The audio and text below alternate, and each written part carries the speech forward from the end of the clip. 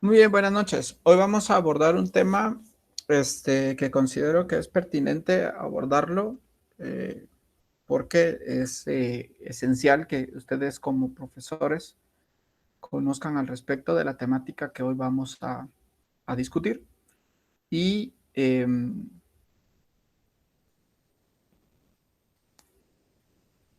les comparto pantalla.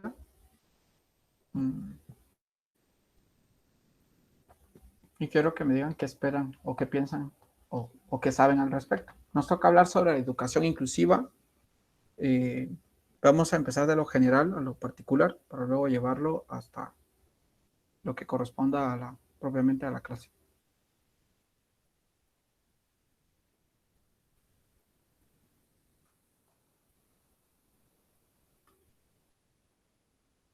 ¿Alguno? ¿Alguno tiene una referencia? ¿Ha oído?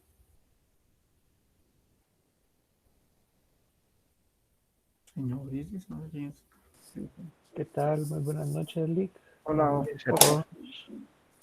Hola. Eh, Hablando de educación inclusiva, creo que aparte de que es un derecho que tiene toda persona, ya sea por diferencias físicas, diferencias cognitivas, diferencias de cualquier tipo, eh, también está normado. Creo que hay leyes que velan porque en la educación exista inclusividad a todo tipo de personas para que puedan recibir educación sin condiciones, sino que buscando la igualdad de derechos eh, ante las demás personas, pero con las respectivas adecuaciones que permitan a ellos participar e incluirse dentro de los diferentes programas.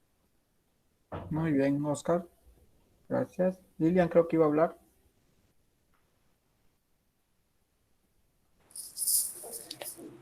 Buenas noches. Sí, Hola. fíjese que yo de lo que he entendido en relación a los conceptos de educación, eh, entiendo que la educación inclusiva se trata de incluir a toda la población sin excluirla por cualquier tipo de división que pueda haber, tanto como nuestra idiosincrasia, ¿verdad? Que hace diferencia en relación a los grupos raciales o a los grupos lingüísticos.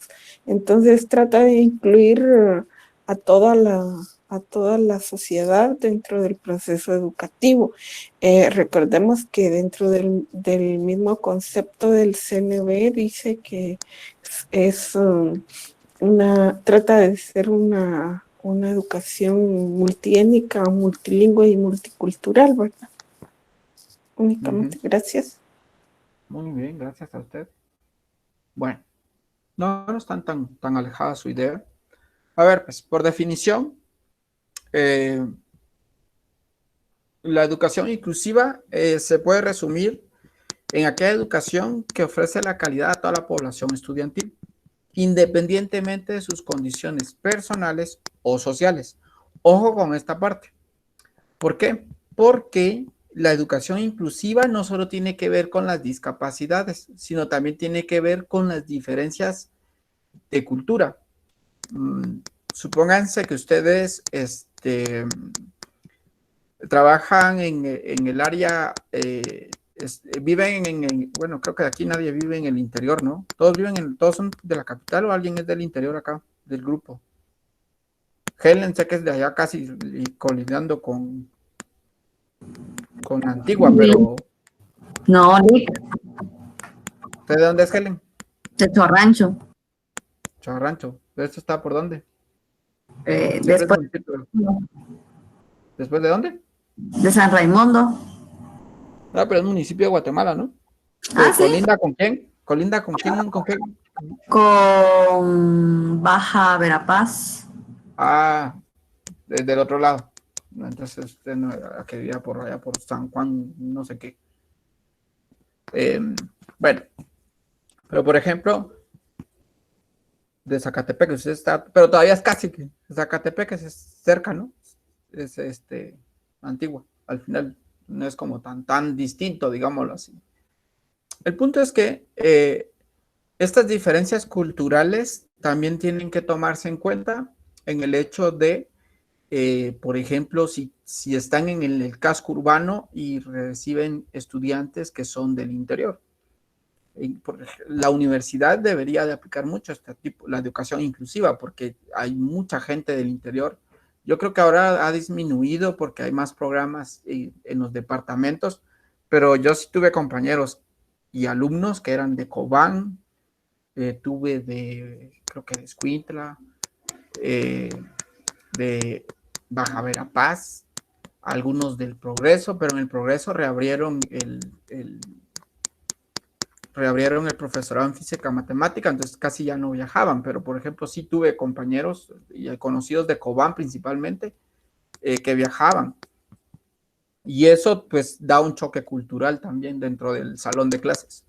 Y dentro de la universidad misma, pues debería de tomarse en consideración la parte de la educación inclusiva, tomándola como un todo, ¿no? Ahora les pregunto, ¿ustedes creen que veámoslo desde donde todos conocemos que es la misma universidad? ¿Será que la universidad está preparada para recibir cualquier tipo de estudiante o sigue siendo exclusiva y no incluyente?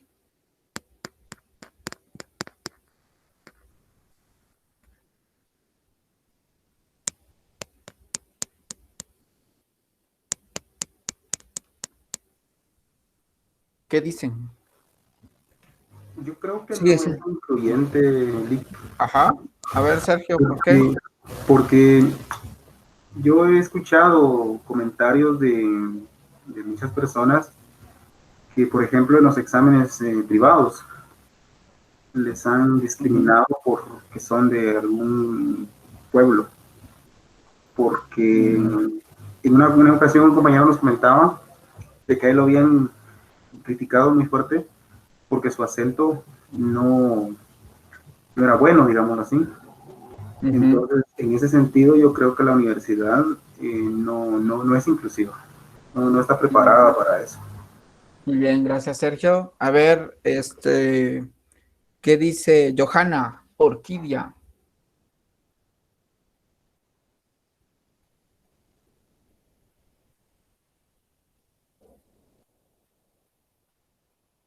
Johanna, tenía la mano levantada, me va a decir que es por error.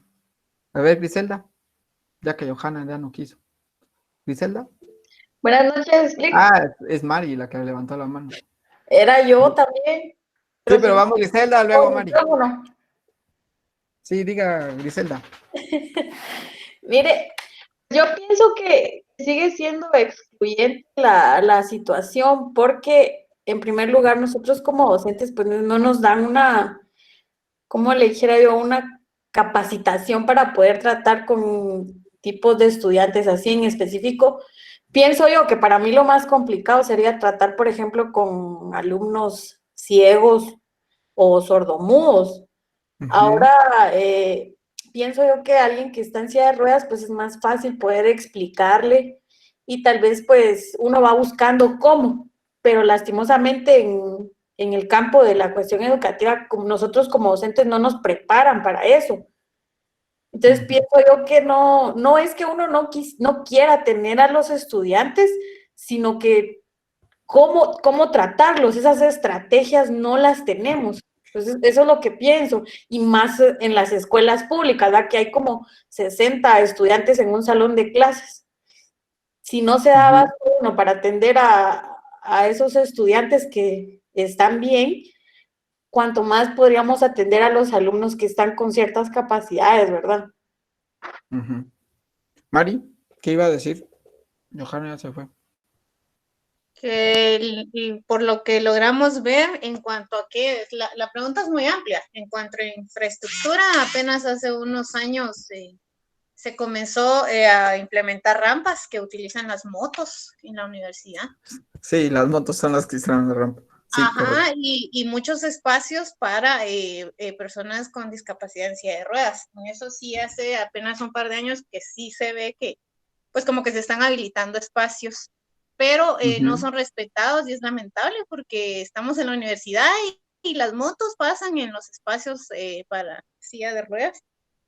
Ese es un porcentaje mínimo porque en las aulas y en todos lados personas con discapacidad visual, auditiva, no son ni siquiera tomados en cuenta. Sí, en eso tienes razón. Aún en lo mínimo, ¿no? Usted usa lentes, Sí, me recuerdo, Mari. Por sí. ejemplo, el hecho de que si llega tarde y le toca sentarse hasta atrás, no va a ver. Ajá, incluso póngale que los que utilizamos lentes tenemos incluso una pequeña discapacidad visual y Ajá. no es incluyente bajo ese punto de vista y creo que hacia eso iba dirigida la pregunta.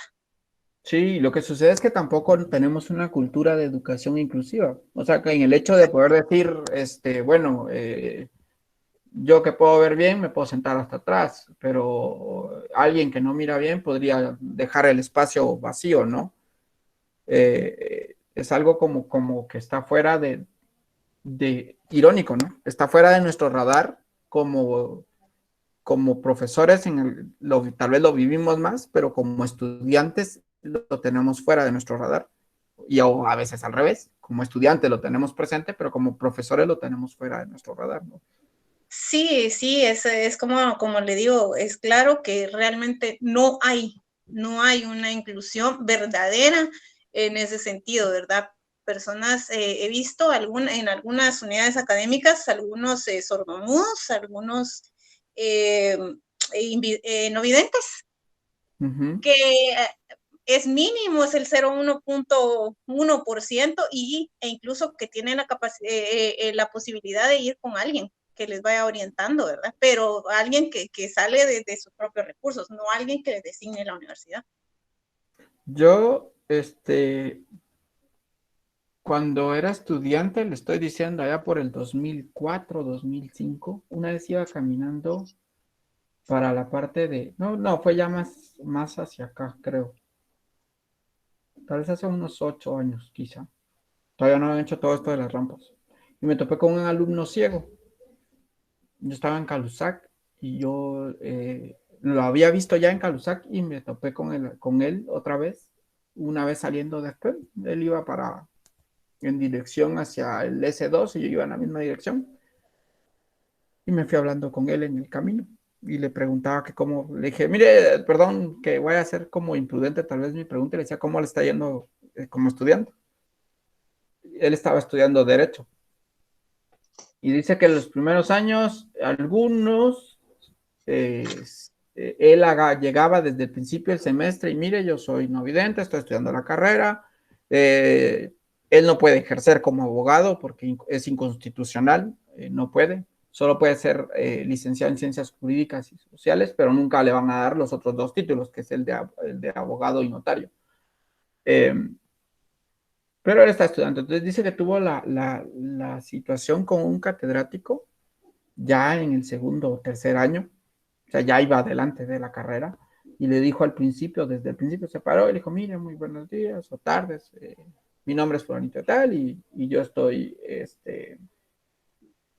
pues tengo esta dificultad, como puede ver, no veo, y yo quisiera saber cómo me va a evaluar, porque en derecho solo se hacen exámenes, no se dejan tareas. Le dijo, no se preocupe, siéntese y lo discutimos. El día del examen, como que hubiese sido un alumno normal, le pasaron dejando su cuadernillo de examen. Le dijo, se paró él y fue a hablar otra vez con el licenciado. Y le dijo, mire, licenciado, se recuerda, yo le hablé al principio del semestre que cómo me iba a evaluar. Otros docentes me han evaluado de forma oral. Yo no voy a estar haciendo nada de eso. Si quiere, ahí está el examen. Casi que le dijo, y tómelo, o como las respuestas que le dan a uno, ¿no? Usted piensa entre su trabajo o estudiar, ¿no? Y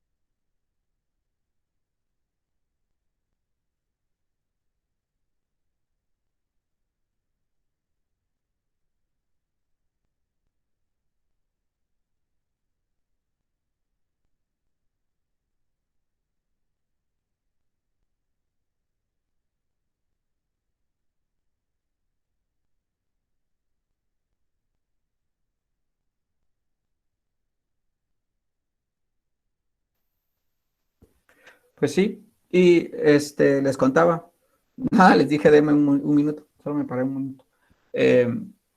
Y al final el problema de derecho es que no se pueden adelantar cursos, es pensum cerrado y no hay forma de adelantar. Si no llega a zona mínima, no hay forma de sacar el curso.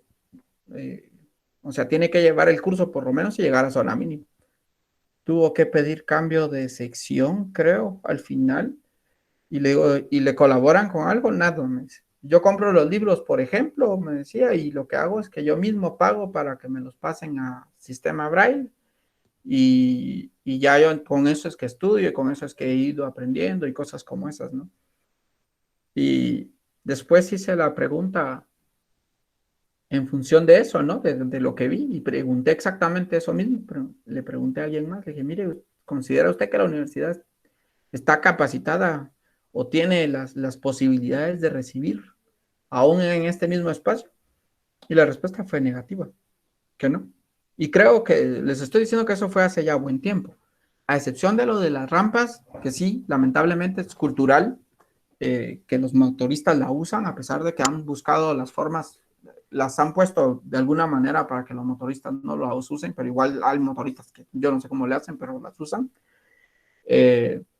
Pero es lo único que creo que han puesto, las rampas. No hay ni siquiera entre los cruces que digamos, algún tipo de semáforo o algo que les dé un indicador a las personas no videntes, que son los que por lo general logran llegar más lejos.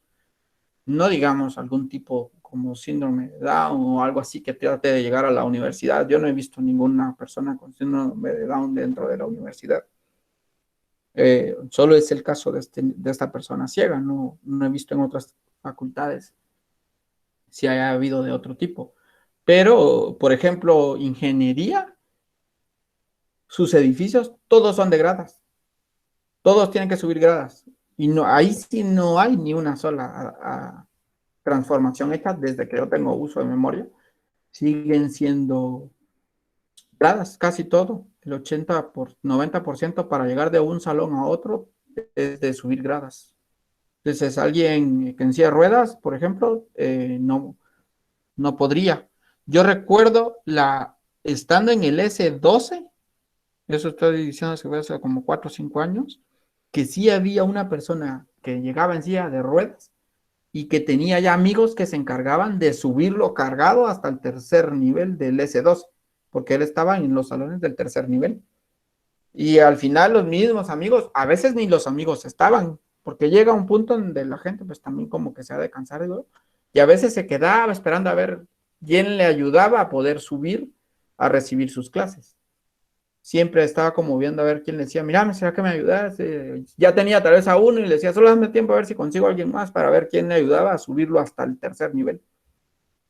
Entonces, es una problemática que no pasa solo acá, pero que no pasa solo en nuestra universidad, sino es a nivel general. Víctor creo que tiene la mano levantada.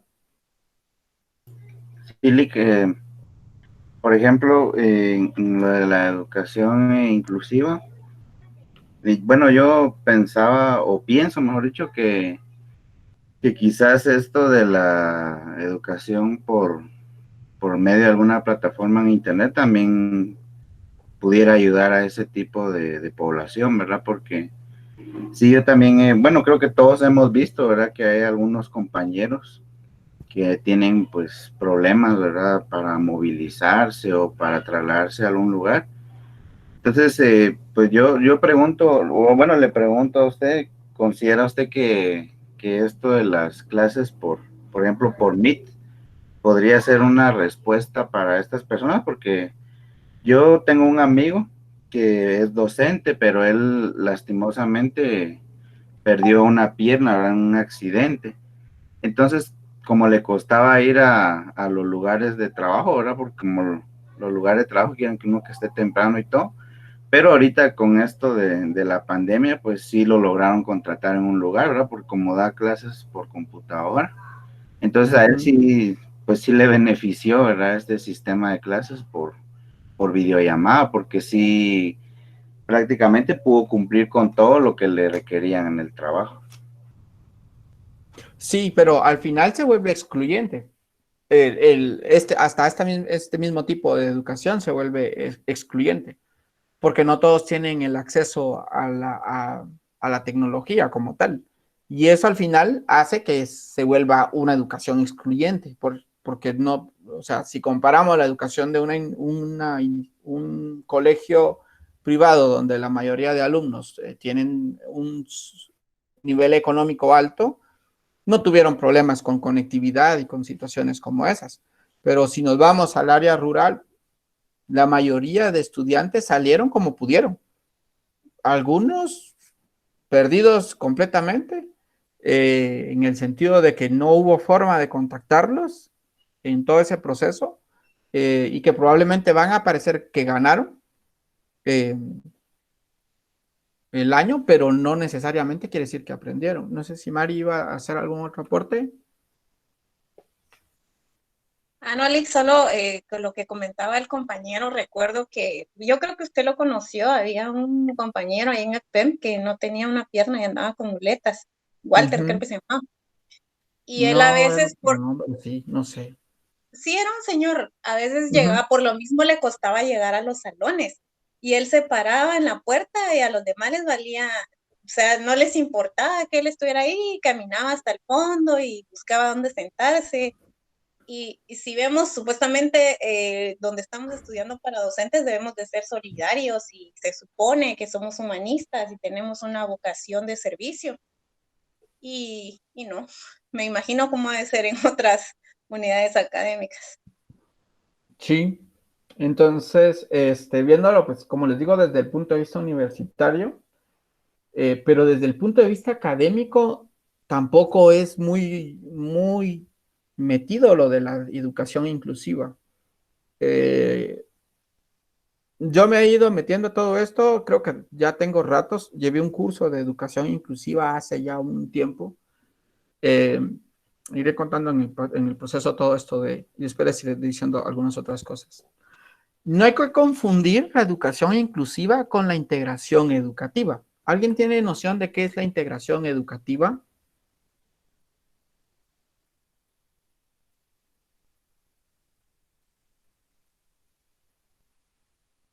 ¿Alguien tiene noción de qué es la integración educativa?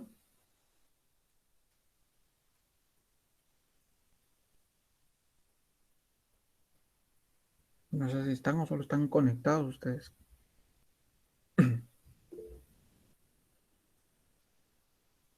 ¿No? A ver, Mari dice que no, Juan Antonio Salazar dice que no, Gisela dice que no.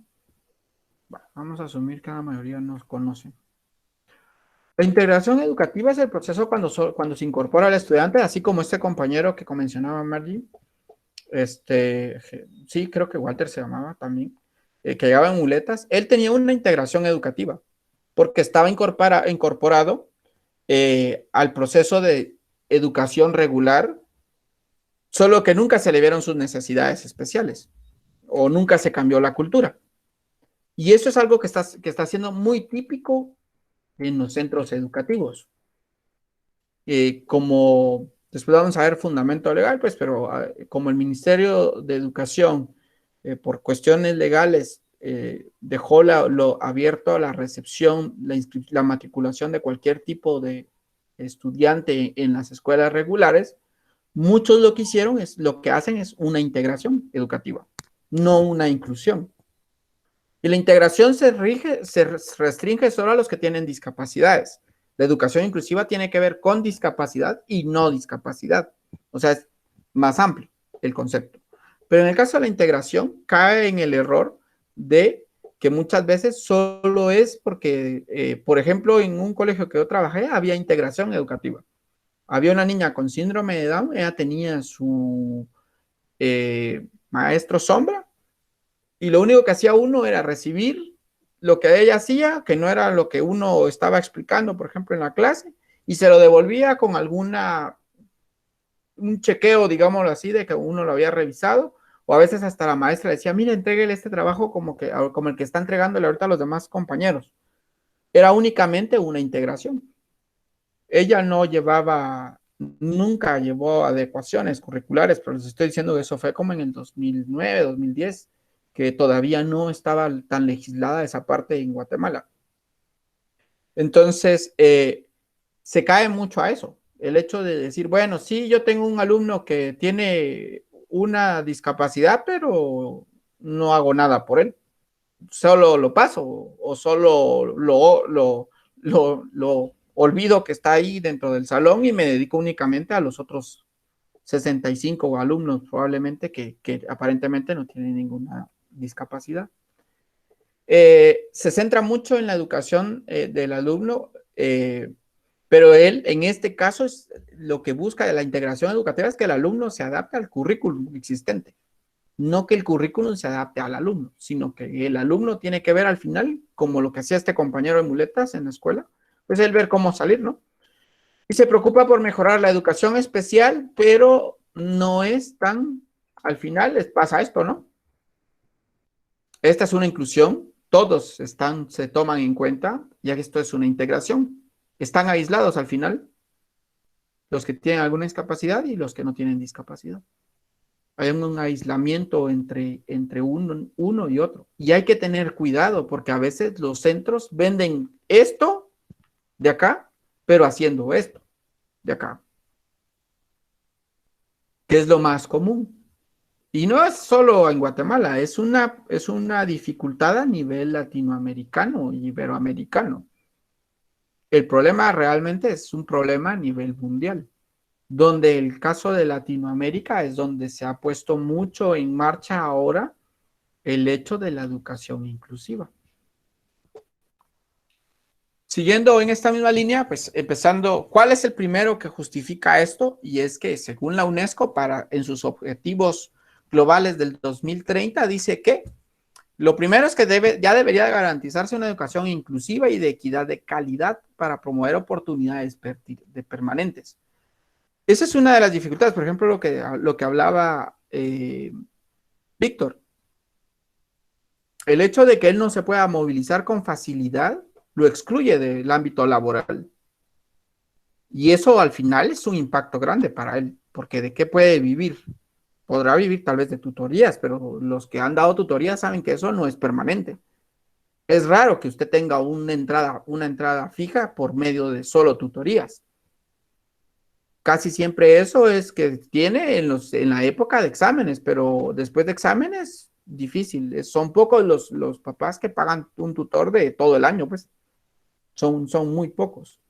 Entonces, eso dice la UNESCO que debería lograr garantizarse con una educación que ya sea inclusiva y equitativa, porque tenemos la dificultad. No solo hablamos del problema de inclusión dentro de las aulas, sino el problema de género también dentro de las aulas, que es otra dificultad que se ha seguido manteniendo, ¿no? Carreras que siguen siendo preeminentemente solo estudiadas por hombres, donde hay muy pocas mujeres, y esas pocas mujeres al final siguen siendo tratadas de mal manera dentro de el caso de las universidades, ¿no?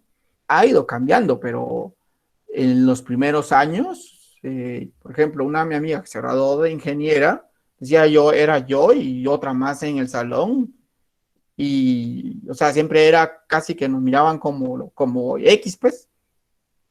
Podían casi estar levantando la mano y no atendían su pregunta.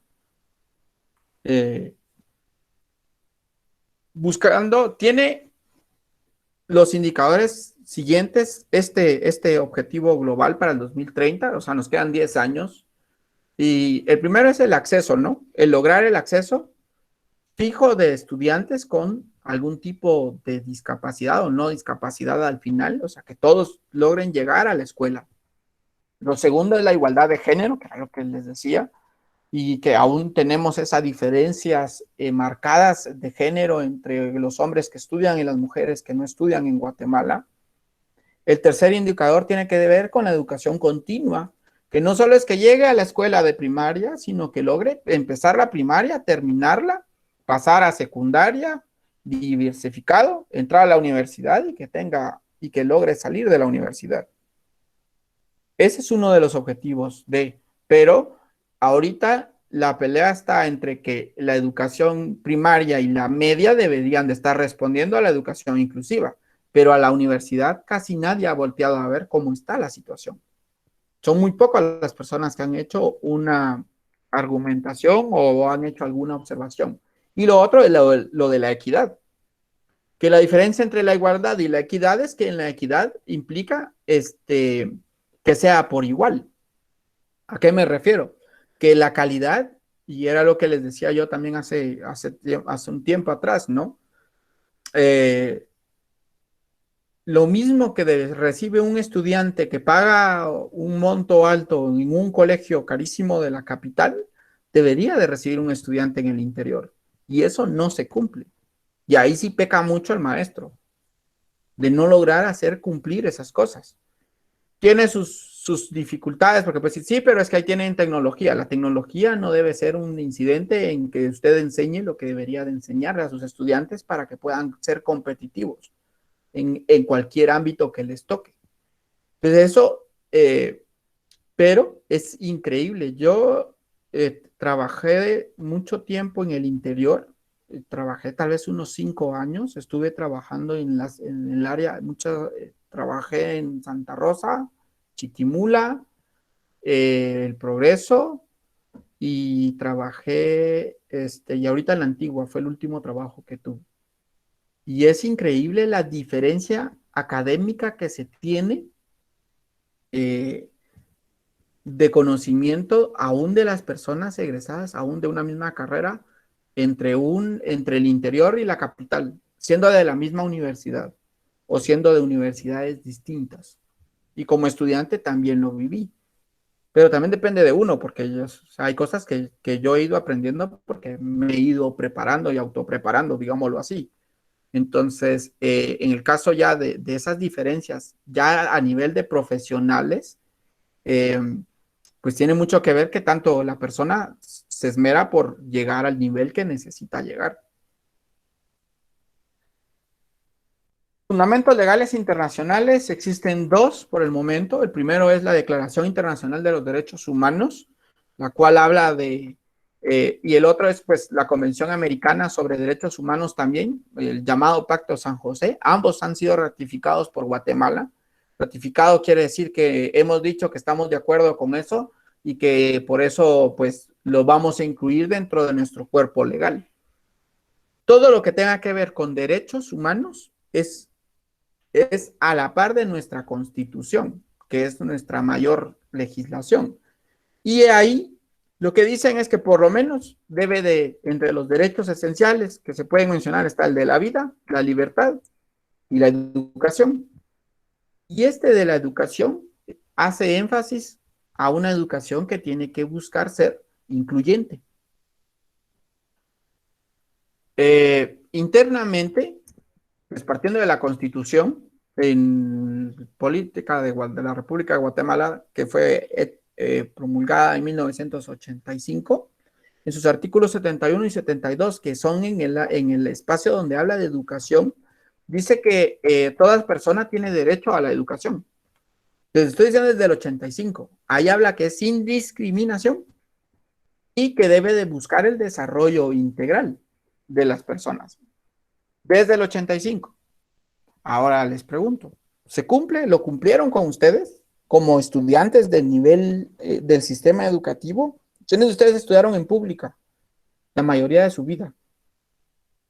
Yo soy egresado de pública. Ajá. Yo igual.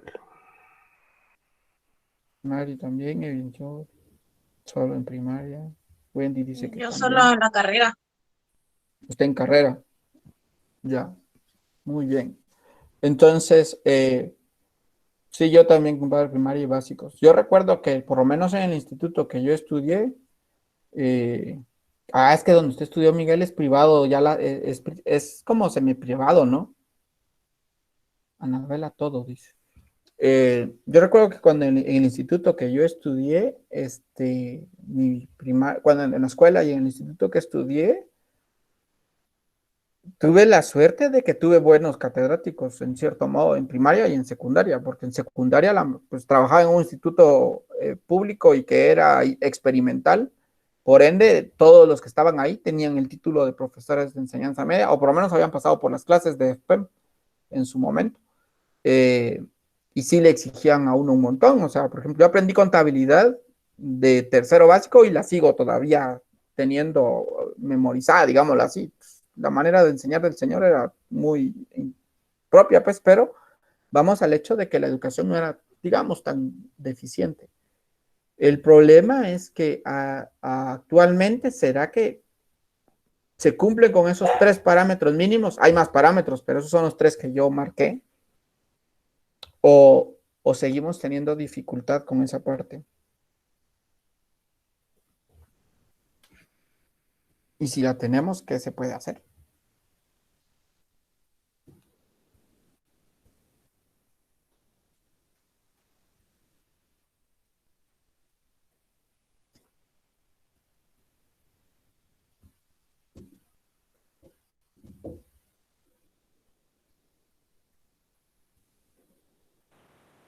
Lick, Fíjese que yo a modo personal, yo pienso que los fundamentos legales pues son los correctos.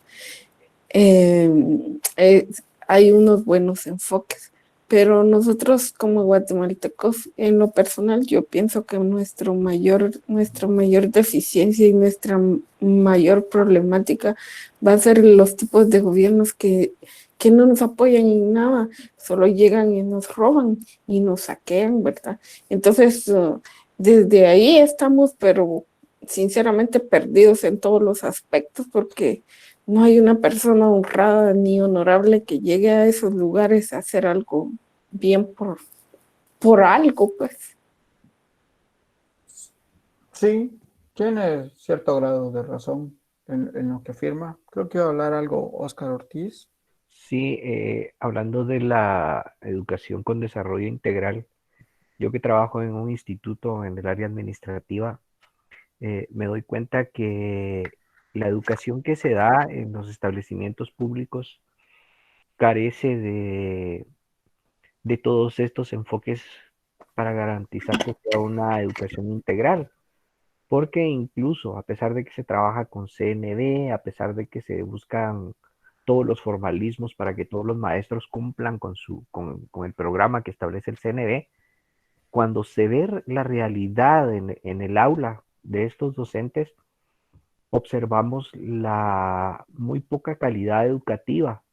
Y yo pienso que aquí, aún a los alumnos que tienen todas sus facultades, les cuesta por cuestiones de intransigencia, por cuestiones de personalidad del docente, por cuestiones de poca preparación profesional, por cuestiones de que no se me da la gana hacerlo como todos dicen. Entonces veo que la educación no es integral, sino que solo por salir del paso. Entonces se viola también, aunque no sean personas con discapacidad o con diferencias o con problemas de cualquier índole, se viola este derecho a una educación integral, siendo un mal docente, si lo queremos ver desde ese punto de vista, o siendo un apático a las necesidades de educación real de nuestra comunidad. Y es que como país al final nos conviene para acorpar lo que decía Lilian, eh, nos conviene que los maestros sigan educando mal, nos conviene que los maestros sigan generando eh, promociones y cohortes que no sean pensativas, porque al final son los, a ver, pues, generacionalmente, mi generación, que creo que es más o menos como vamos con Lilian y Oscar, creo, únicamente, creo que tal vez, somos todavía los de la generación que estuvimos entre el conflicto armado interno y finales de conflicto armado interno. Por ende, no somos una generación de expresar.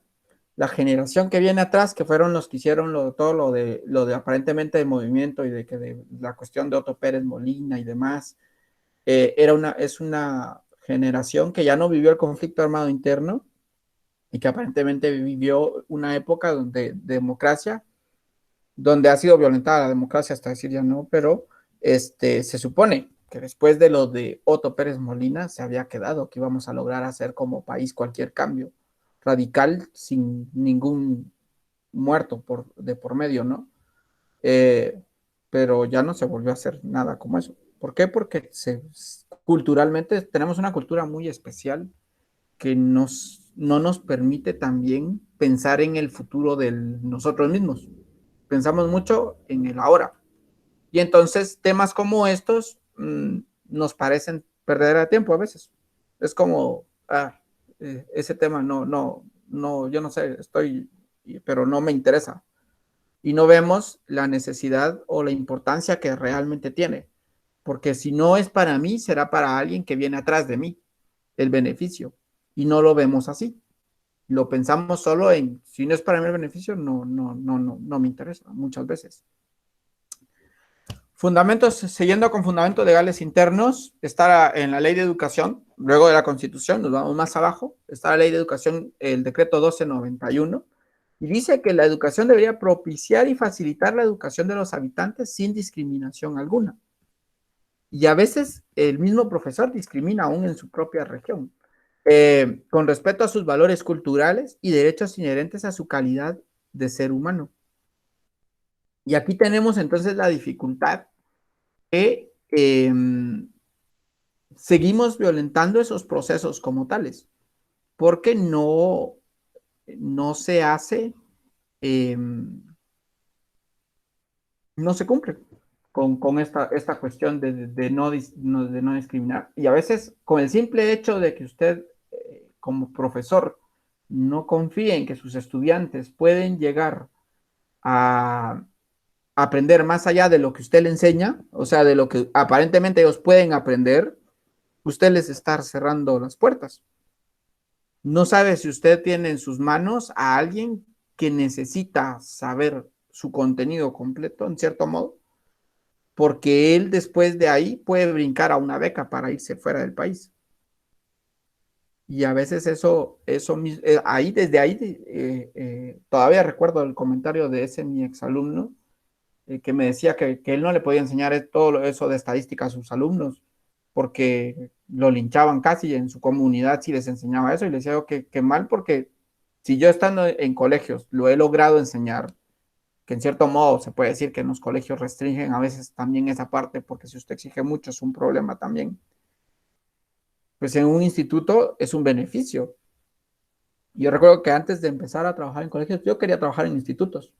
Al final la vida no me lo brindó, digámoslo así como tal, pero sí tenía la idea de trabajar en institutos para poder aportar en una educación nacional lo que uno va aprendiendo. Al final del camino de la vida pues, no se dio y lo aprovechan en cierto modo pues la iniciativa privada. Pero vamos a que ni siquiera el simple hecho de decir ¿por qué hay que enseñar el sistema de numeración maya, por ejemplo? Hay gente que todavía cuestiona por qué se deben de aprender los números mayas en el CNB, o sea, ¿por qué está puesto? ¿Cuál es la razón de? Tal vez Miguel ya puede tener una concepción distinta, que fue de los que estuvo en el diplomado después de oír sobre la etnomatemática con el doctor Domingo Jobcom. Ya le encuentra un sentido de por qué es que está el sistema de numeración maya como un eje un poco transversal en el CNB. Pero hay muchas personas que no le ven la razón de por qué. Y lo ven como un contenido de pérdida de tiempo. O sea, de por qué. O hasta lean. Por ejemplo, nadie ha exigido el segundo idioma, el tercer idioma que debería de haber en todas las escuelas, hasta de nuestras generaciones que vienen, que sería un idioma maya. Nadie lo exige. Y está que deberían darse. En los cuadros sale. En los cuadros del ministerio aparece lengua 1, lengua 2 y lengua 3. Es lengua que es el idioma materno, un segundo idioma y un idioma maya. Todos se preocupan por el idioma extranjero, pero ninguno ha llegado al colegio donde tenga a sus hijos y decir, mire, ¿por qué no le están enseñando el idioma maya a mi hijo? O cosas como esas. tampoco ha habido movimiento que lo exija.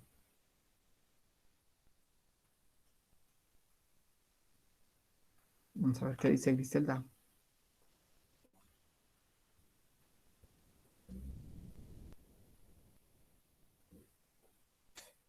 Ah, bueno, pero son pocos. Muchos, o sea, colegios que sean de gente de dinero no lo van a dar. Y nunca lo darán probablemente. Muy, muy, muy probablemente. Pero es lo que les digo, culturalmente nuestra propia cultura la despreciamos como guatemaltecos. Y pensamos en que no tiene sentido a veces aprenderla. ¿Verdad que sí? Es chistoso. O sea, todos aportamos. Eso es algo que sí es muy cierto. En alguna medida, desde cualquier ángulo definido corrupción, siempre se apunta, uno aporta en algo de forma voluntaria e involuntaria, ¿no?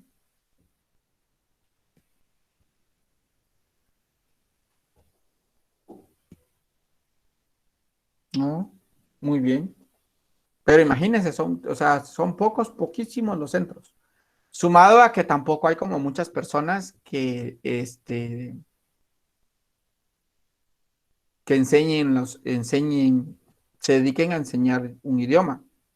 No sé ni siquiera cómo le pagarán el salario a alguien que enseña, si le pagarán igual que a un maestro de inglés, por ejemplo, si realmente será un salario equitativo. Entonces, esa es otra dificultad. Siguiendo entonces con esto, luego sale la ley de educación especial. En esta ley les dice que busca eliminar las barreras sociales, económicas, educativas y laborales para lograr la equiparación, porque la balanza estaba echada hacia un lado de las oportunidades con capacidades especiales, mediante la promoción de servicios y políticas tendentes a su incorporación dentro de la sociedad. Esta ley, cuando se crea, es la que abre las puertas a lo de la educación integral, a lo de la integración educativa, porque es cuando surge lo de la situación de la matriculación, que es para el gobierno de Colón, que no hay que negarlo, porque con él fue lo de la gratuidad y fue lo de la situación, creo, que con él es que entra o es con Jimmy, que se hace lo de la acepción, de lo de la aceptación. Con Colón sé que estuvo lo de la gratuidad y con él quitó todos los costos en la educación pública, que antes se cobraban un mínimo de inscripción, pues creo que eran como 50 quetzales de matrícula, creo que cobraban. Ahora ya no se cobra nada, todo es gratuito.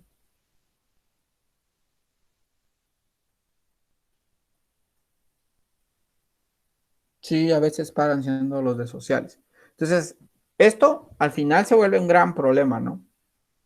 Y es un problema de sociedad, pero la sociedad no se ha volcado a darle solución al problema.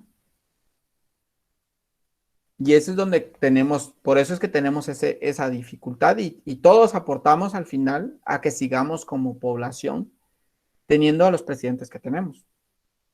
O sea, el típico, se había roto la costumbre del que quedaba en segundo lugar en las elecciones anteriores, era el que pasaba a presidente en las siguientes elecciones, que se rompió con Valdizón y se rompió que fue cuando entró Jimmy, ¿no? Y se rompió, pero de ahí para atrás venía siempre lo mismo.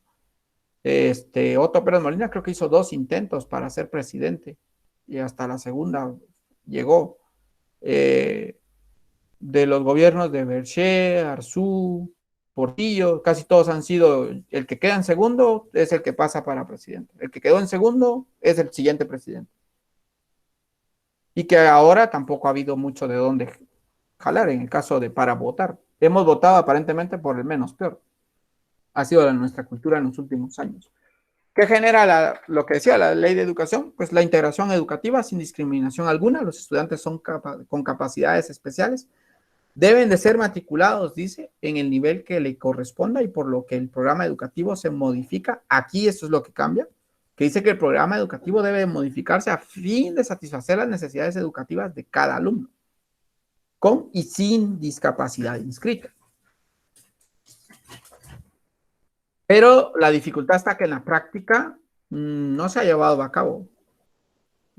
Muchos centros, han habido centros que sí, porque yo lo leí en una noticia que han negado la matrícula con la justificación de no podemos. Y es una ley y se quebranta la ley. Al final es un delito porque está violentando el derecho de una persona.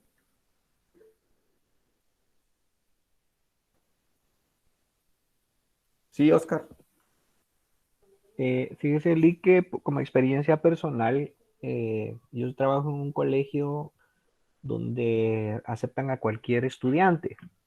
Y lo digo entre comillas porque sucede lo que usted decía al principio. Uno se adapta a muchas necesidades que vienen de afuera y las tiene que recibir. Por ejemplo, tenemos el caso de un niño que es autista, pero un autismo bien, bien profundo. Ajá. Y él está ahí desde la preprimaria y ha permanecido en el colegio toda su infancia y ahorita ya está en básicos. Y cuando yo lo recibí en primero básico, para mí fue un shock, porque decía, ¿y cómo lo voy a tratar? ¿Y cómo voy a trabajar con él? ¿Qué herramientas tengo? Ayúdenme, buscar por todos los medios, ver cómo uno se afianza de herramientas para poderlo incluir. Y al final, pues terminaba uno dándole clases igual como se lo daban los demás. Y era bien difícil porque nos decían, mire, a él hay que tratarlo igual que se trata a los demás, porque el hecho que sea autista no quiere decir que él no sea inteligente. Y la verdad es cierto, el joven muy inteligente con una capacidad de memoria que recordaba hasta si le habíamos hecho una mala cara hace 10 años, se la terminaba recordando en cualquier momentito que tenía una su crisis. Pero voy a la parte de uno como docente. Aunque esté la ley, aunque estén los programas, aunque esté el sistema luchando por una integración, uno como docente carece de todas esas herramientas, de cómo trabajar realmente con este tipo de estudiantes. Y nos los llevan y los tenemos que asimilar y hacemos malabares con ellos muchas veces, tratando de respetar la educación inclusiva. Pero cuando uno ve la realidad de estos estudiantes, se pregunta, ¿realmente a ellos les favorece estar en donde están? O sea, eh, ¿es este el centro educativo que él merece para el tipo de educación que debería recibir? ¿Por qué es que lo trajeron acá? ¿Por qué es que buscan nuestro servicio? Es una situación bien compleja de manejar. La verdad que no sé qué tanto el respetar la ley también sea favorable para el estudiante, si el maestro no está capacitado para afrontar ese reto, Lee. ¿Alguien tiene otro comentario? Ustedes son muy callados en estos temas que deberían de generar bastante discusión.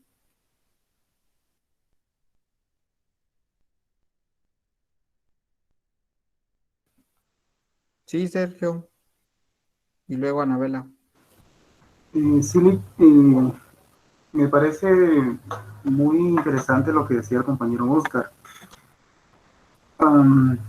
¿Hasta qué punto les favorece a estas personas el que estén incluidos en un establecimiento,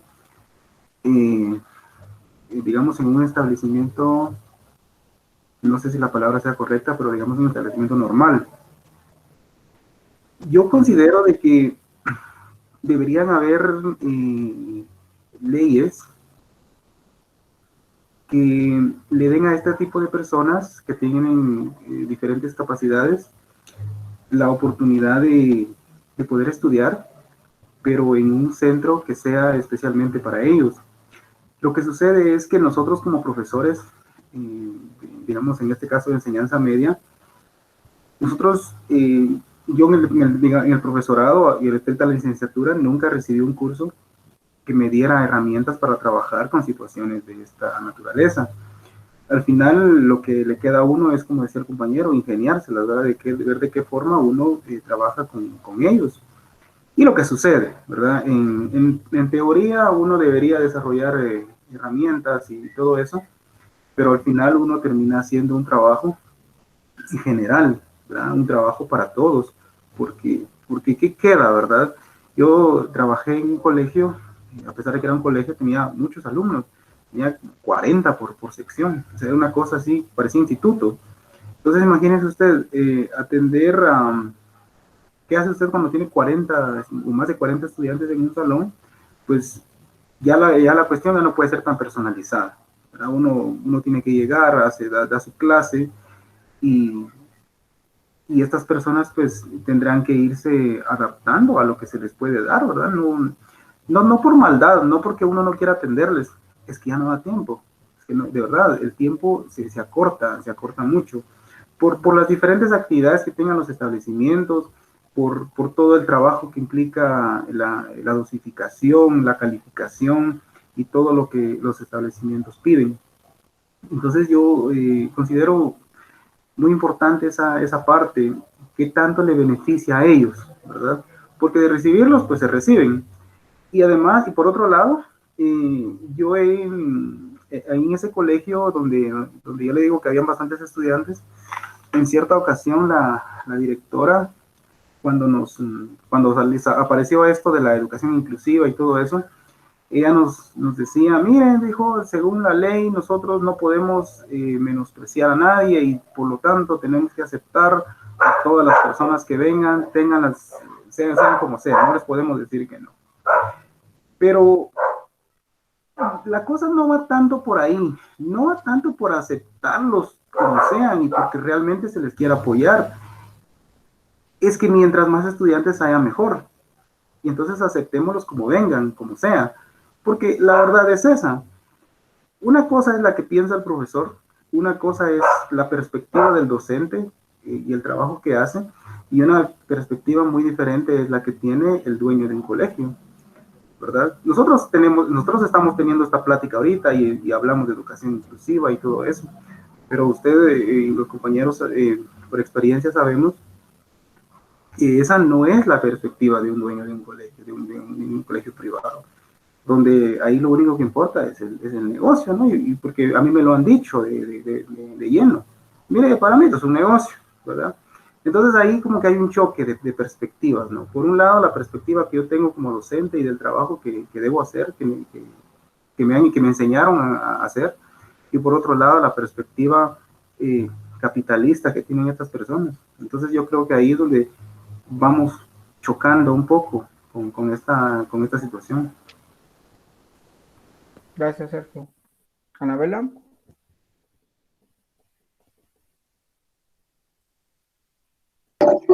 Voy. Pues solo compartirles acerca de esto de la educación especial.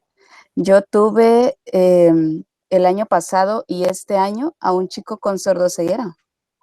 Y fue bien complicado porque, por ejemplo, el año pasado él entraba primero básico y pues como era su primer año en el instituto, llegaron unas personas de Fundal justo en enero, los primeros días de enero, a supuestamente darnos una capacitación de cómo trabajar con él. Y estuvieron con nosotros toda una tarde y nos pusieron a hacer actividades, nos vendaban los ojos y todo así, pero pues fue la única vez que se aparecieron y luego pues ahí nos dejaron.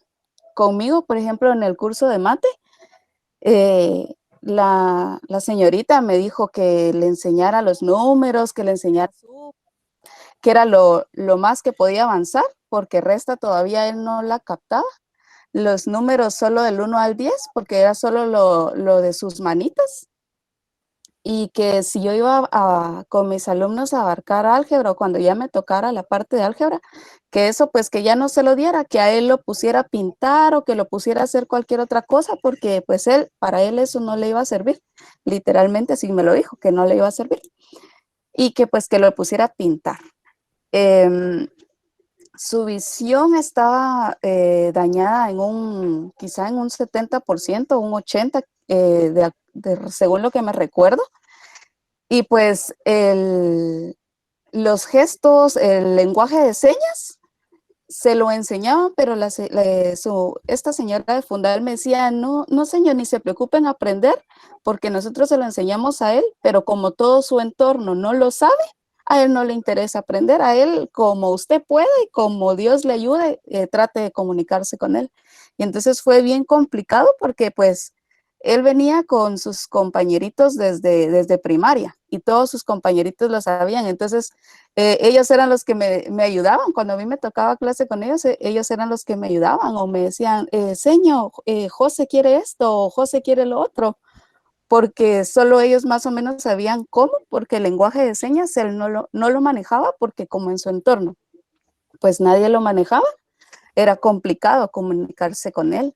Y pues me llamaba mucho la atención que en su primera diapositiva decía una educación de calidad, y cómo darle una educación de calidad a una persona así cuando pues ni siquiera los mismos de Fundel saben qué más hacer con ellos. Yo intenté avancé las sumas, intenté enseñarle algunas restas así chiquitas con material, con cosas que se tocaran y así, pero sí me costó bastante, y como decía el compañero, con los 45 que le quedan a uno que hace mientras atiende a este chico con esta situación especial. Entonces es bien complicado, la verdad es que sí. Se habla mucho acerca de derechos, acerca de que hay que ayudarlos y todo, pero ya la realidad es totalmente diferente, cuesta mucho. Eso es todo. Gracias, Anabela. Sí, no les desmerito sus comentarios, pero desde que uno se da por vencido con el propio estudiante, en el sentido de, por ejemplo, así como esta señora que le dijo que no le enseñara más porque igual ni lo iba a aprender, al menos usted hizo el intento, otros ni hacen el intento. Considero que desde ahí estamos, o sea, mírelo a 10 años. Después tenemos unas estadísticas. Quédense con esa idea. ¿Qué va a pasar con este niño a 10 años? Miguel.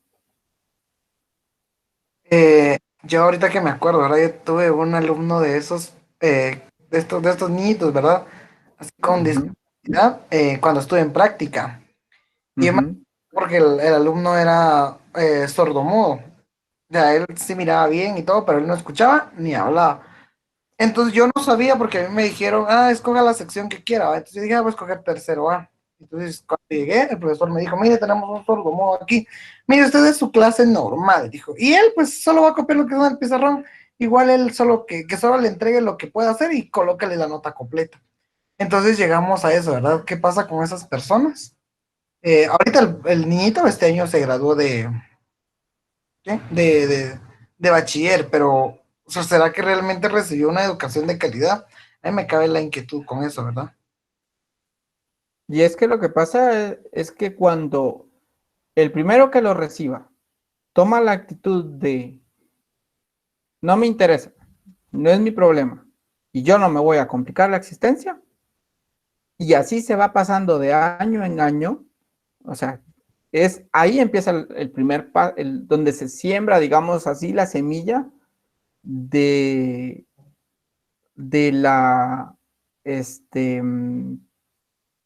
¿cómo le llamaríamos a esto? Del fracaso del estudiante. Desde ahí empieza todo.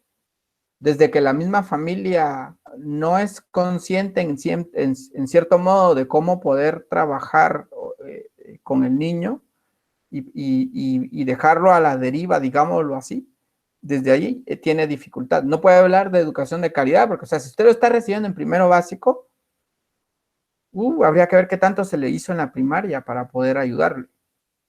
Y qué tanto no se dejó pasar nada más porque lo tenían que dejar pasar. Pero pasa con los niños que no tienen, por eso es que la educación inclusiva dice con los niños con y sin discapacidad, porque pasa hasta con niños que no tienen discapacidades, digámoslo, físicas o mentales, pero tienen otros problemas. Y de todos modos los dejan pasar porque tienen tal problemas de actitud o problemas como esos. Y se obvian, digámoslo en cierto modo. Entonces, más que construir como educación, pareciera que la educación va tirando a ir destruyéndole más el futuro a las personas. Pero Este, fíjese, licenciado, que esa es sí, una dígame. situación muy complicada, porque aquí con Miguel le podemos comentar que cuando estábamos llevando cursos en el profesorado, había un joven que sus papás lo llevaban a estudiar con nosotros. Y Ujú, fíjese que en una ocasión teníamos que hicimos un grupo de trabajo no me recuerdo en qué clase estábamos, pero eh, en final que en el grupo de nosotros quedó ese muchacho. ujú, Y los papás eran los que lo llevaban a clase, ¿verdad? Ahí en la FPEM. ujú, Pero yo nunca hablé con el joven porque en realidad él como que andaba en la luna. Ahí lo que hacían, los que hacían el trabajo eran los papás. Pero fíjese que cuando tuvimos que trabajar en grupo, fíjese que lamentablemente en un grupo que va a trabajar de forma colaborativa y siguiendo las normas que nosotros pues tenemos en la FPEM, nosotros no podíamos hacer nada. Porque fíjese que sinceramente los papás del muchacho llegaron y dijeron, usted hace esto, usted hace esto, usted hace esto y usted esto. Y nosotros parecíamos soldados porque los papás nos dieron las tareas a lo que ellos les convenía, a lo que ellos querían. Y el muchacho no respondía nada. Y el problema de nosotros como estudiantes al lidiar eso es que uno no quiere perder su curso. Y no le puedo ayudar al joven porque no lo permitía bajo ninguna circunstancia los papás. Y fíjese que al final de cuentas tuvimos el gran problema porque lo que los papás nos dieron de orden no era lo que necesitábamos en el curso. Y se hizo un gran problema porque los papás terminaron casi que peleando con nosotros. Y de ajuste de males, ahí Miguel le puede decir que el muchacho tuvo un arranque, no sé de qué tipo, pero ya casi le pegaba a Miguel. Entonces, esas cuestiones, lidiarlas aún como estudiantes que convivimos, es muy difícil. Imagínense como profesores. ahora recuerdo para dar respuesta a Griselda. Yo no sé en qué curso fue que lo conocí. Fue en una física. En una física 2 conocí a un chico que tenía algún problema educativo. Y lo recuerdo muy bien porque siempre me hablaba a las salidas o me hablaba en las llegadas y después se fue a ingeniería porque él me dijo que se iba a ir a ingeniería, que iba a estudiar para ingeniería. Y era muy inteligente, pero no tenía el desarrollo primero la comunicación, no era muy asertivo en su comunicación a veces, y ya no sé qué fue de él, pero sí llevó la física 2 conmigo.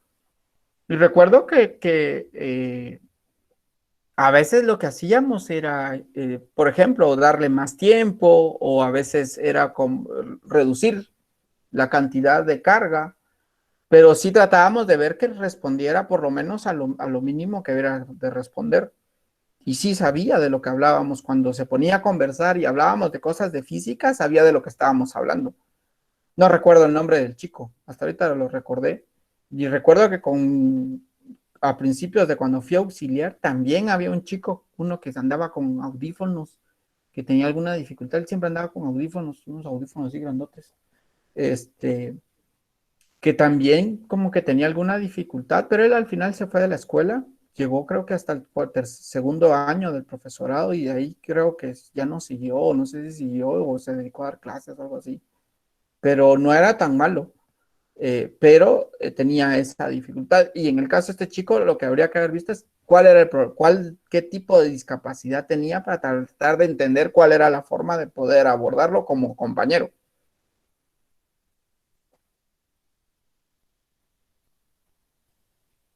¿Qué iba a decir Oscar en lo que leo el comentario aquí de Miguel? Fíjese que ampliando el tema, em, a mí un alumno me enseñó algo bien interesante. Si usted se da cuenta, yo utilizo aparatos de sordera Yo soy hipoacústico desde hace años. Y dándole clases a él, yo miraba que el caso de él era más grave que el mío. Él sí definitivamente le costaba escuchar, utilizaba aparatos mucho más poderosos que este que yo tengo acá. Y para hablar, pues tenía hasta una forma muy peculiar de hablar porque él hablaba como él lograba escuchar. O sea, él interpretaba el lenguaje muy diferente a los demás. Y él me enseñó algo. Yo le presionaba y le decía, mira, ¿por qué no aprendes lenguaje de señas? No debo aprender lenguaje de señas porque la gente no sabe el lenguaje de señas. Yo tengo que aprender a comunicarme con lo que yo tengo, con lo que yo soy, porque en la calle nadie me va a considerar. Y si una de las razones de las cuales yo estoy acá en el colegio es porque yo me tengo que integrar a los demás en la realidad que yo tengo y, y enseñarle a los demás cómo tratarme. Entonces, él nos enseñó bastante porque al final se graduó y se graduó muy bien, pero nos enseñó de que una de las claves empieza con la tolerancia, el respeto y buscar todos esos mecanismos que uno aprende para enseñar, tomando en cuenta todas las inteligencias. Cuando uno enseña, no tiene que tomar en cuenta una sola inteligencia, sino que cada clase uno tiene que tomar en cuenta todas. Tomar en cuenta que la educación se aprende oyendo, viendo y haciendo, muy adicional al lenguaje verbal. Entonces, cuando nosotros dábamos nuestras clases, obligado teníamos que estar así como estoy con usted ahorita, visual. Él me tenía que ver en la pantalla y yo verlo a usted para ver esa intercomunicación, para que yo garantizara que él entendiera mi clase y él poderme ver. Si él me veía al rostro, él sabía lo que yo estaba hablando, aunque no me escuchara bien. Él utilizaba los audífonos y si yo hacía esto, hablaba con la boca tapada, él mejor se ponía a hacer otras cosas porque no entendía lo que yo estaba diciendo. Pero si él me miraba, aunque no sabía leer los labios, sabía interpretar el mensaje del contexto de lo que se estaba haciendo. Y aparte que nos teníamos que apoyar con diapositivas, nos teníamos que apoyar con videos y otras cosas adicionales, y el trabajo adicional que él hace en su casa. Entonces, no podemos dejarlos a un lado, sino que tenemos que utilizar los mecanismos que ya conocemos de las inteligencias múltiples, adaptados a las necesidades de cada uno de ellos. Al final, a mí me ha tocado que tratar con muchas discapacidades, la verdad, y cada uno me ha enseñado cosas diferentes, pero todo se resume en tolerancia, en respeto y en deseos realmente de convivir con ellos. Sí, tiene mucha razón. Luego de eso, se crean en los derechos de las personas con discapacidad, también habla de promover, proteger, asegurar el goce pleno y en condiciones de igualdad de todos los derechos humanos y libertades fundamentales para todas las personas con discapacidad y promover el respeto de su dignidad inherente. Que era lo que decía al final Oscar, ¿no? Empezamos por la tolerancia. Si no tiene tolerancia, ahí empieza mal, porque entonces usted ya está predispuesto como profesor a que le va a costar. Y es cierto, como dicen también ustedes, este es un tema que en el profesorado no se toca, en ningún curso, y no sé dónde debería de estar incluido. Yo les dije que el curso conmigo iba a ser atípico, pero porque al final busco qué es lo que podría dar la matiz a lo que debería de responder, pero en esencia no es un tema que se trate dentro de la carrera. Y no solo en la carrera nuestra, en la carrera en general hay varias. Esto, después le diré por qué sé qué pasa, ¿no? Ahora, ¿cómo estamos en números? A ver, veamos nuestra realidad. Dice que de 100 personas, 10.2 de ellas reportan alguna discapacidad. Según en el 2016 se hizo un censo sobre discapacidades en Guatemala y dice que de cada 100 personas tenemos un 10.2 de ellos que responden a alguna discapacidad cualquiera. En rangos de porcentajes de edades, en ese año, en el 2016, hace 4 años, entre 2 y 17 años había un 5.3%. Entre 18 y 49, un 9.9, y entre más de 50 años es donde está la mayoría. Ahorita vamos a esa parte. Entonces, y sí tiene razón, Mari. Vean que la mayoría, el porcentaje, veámoslo a 4 años, o sea, estos chicos de 2 a 17, el porcentaje del 5.3 ya está metido acá, es decir, que son estudiantes fuera de la universidad o un porcentaje mínimo en la universidad. De este 5.3 son 4 años, estos de 17, ahorita ya estamos hablando que tienen 21 años, están en este rango. Digamos que se han mantenido los números, pero la dificultad está en estos, por ejemplo. Los dos extremos son los de donde, de acá, de 2 a 17 años, depende que no incremente los de 50 años en seguirse considerando con algún tipo de discapacidad, sino que ya sea una integración a la sociedad un poco más coherente como tal. Sigamos viendo cómo estamos en números. Dicen que estos casos de los niños que encontraron con discapacidad, es que tienen ellos el 50% de la probabilidad de que vivan con sus padres biológicos. En algunos casos los papás los abandonan y los dejan en iglesias, en centros de acopio o en cualquier otro lado porque no quieren tener un problema de por vida, si lo ven como problema, ¿no? Un niño con discapacidad que no sea potenciado a que poder ser autosuficiente, es un niño que nunca va a dejar de depender de sus papás. Y eso es algo que usted también tiene que pensar, cómo colabora a que deje esa dependencia. Porque así como los de los compañeritos de que decían, de Guillermo, que decían Miguel y Lilia, es una dificultad, porque él ya llegó a la universidad y los papás siguen metidos. O sea, él puede tener un título universitario, pero todo el mundo no va a poder hacer nada con él, más que ponerlo colgado. Pero ¿qué pasa cuando los papás ya no estén? ¿Quién va a velar por él y cómo va a aprender él a responder a la vida? Dice que no se logra observar una diferencia en este estudio, no se logra observar una diferencia significativa entre los cursos o grados repetidos e inasistencias entre los niños con y sin discapacidad. No hay diferencia alguna que diga que los niños con discapacidad pierden más o pierden menos, o son más ausentes o menos ausentes. No lograron hacer una diferencia que fuera significativa. Y esto es algo que me parece impactante. Muchos de ellos hay una alta tasa de maltratos, abusos, castigos corporales y abandono infantil hasta institucional de los niños y niñas con discapacidad. O sea, como sociedad, digámoslo así, como un todo, aportamos como sociedad a esto mismo, ¿no? Como decía Oscar, ¿no? Con este chico que decía que él no aprendía lenguaje de señas porque él sabía que nadie más le iba a contestar en la calle.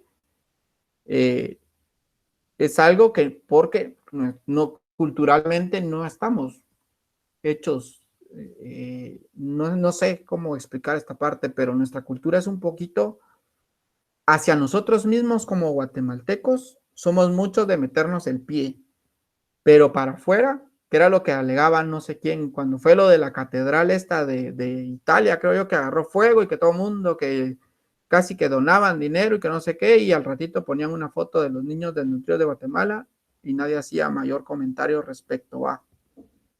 Cuando son cuestiones externas, pegamos el grito al cielo, y cuando son cuestiones internas, agachamos la cabeza. ¿Por qué? No sé, pero es algo que pasa mucho en muchos problemas que tienen que ver con la sociedad.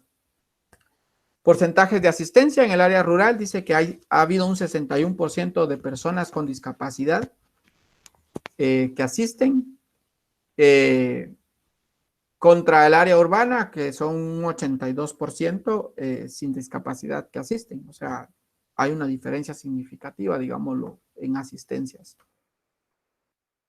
Escuelas inclusivas en Guatemala, hay un total de 66, donde se atienden educación, donde hay escuelas de educación especial. Ellos atienden los casos extremos, porque están definidos para eso. Que ellos van a atender solo los casos extremos que se consideran que no pueden ser incorporados en una escuela regular, es el término que se utiliza, Sergio, escuelas regular. Escuelas regulares.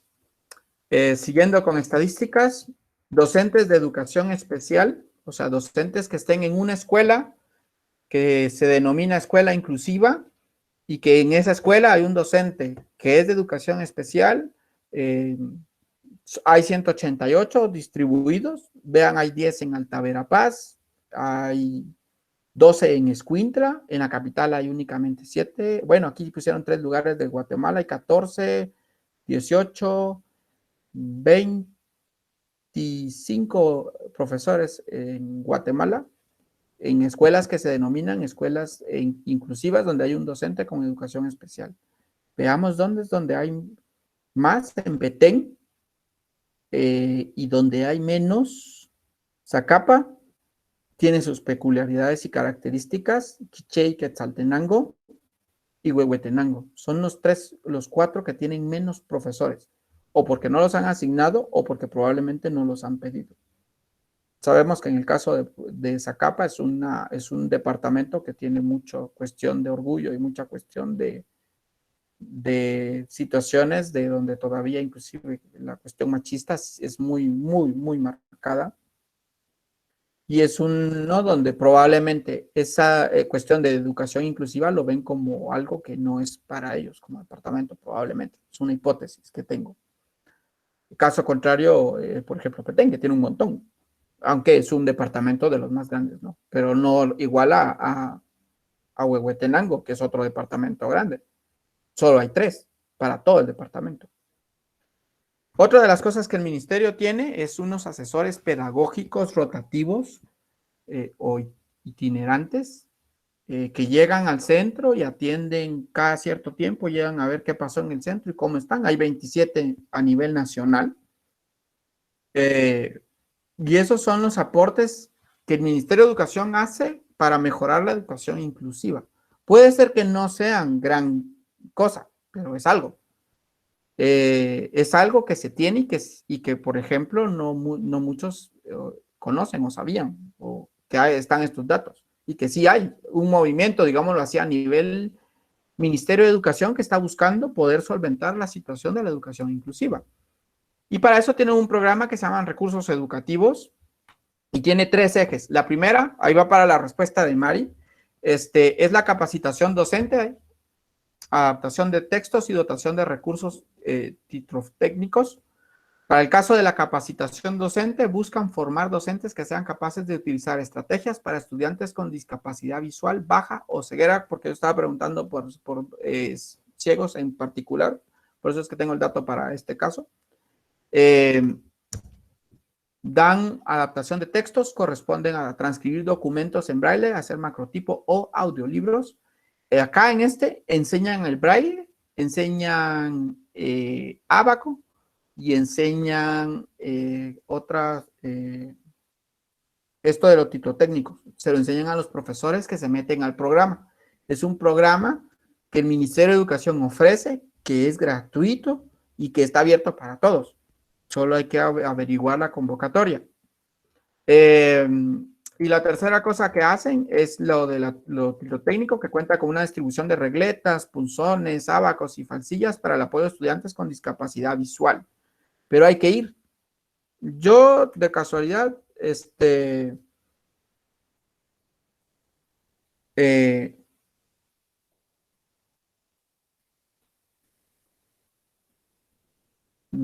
el ministerio da un diplomado, Griselda.